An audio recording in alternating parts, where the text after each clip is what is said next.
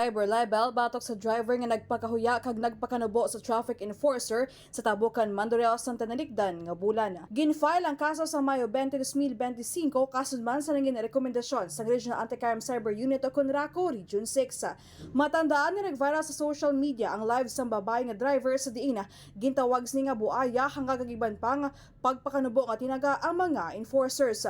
Samtang natala naman subong adlaw Mayo 27 i-file ang kaso nga kriminal sa driver sa diin may kaangtanan sa wala sini pagsunod sa batas trapiko. Report na gikan sa Iloilo City ni si K5, Jenny Kauyunan para sa Kampiyon na Balita, Serbisyo Publiko, Kagalingawan sa Iloilo, K5 News FM. Ang ining balita ang ginadulong sa inyo sang DTX Coffee Mix. Himo sa natural nga sangka pareho sang amarkuso, chia seeds, sugared cane extract powder. DTX Coffee Mix. Nakakapi ka na, naka-detox ka pa. DTX Coffee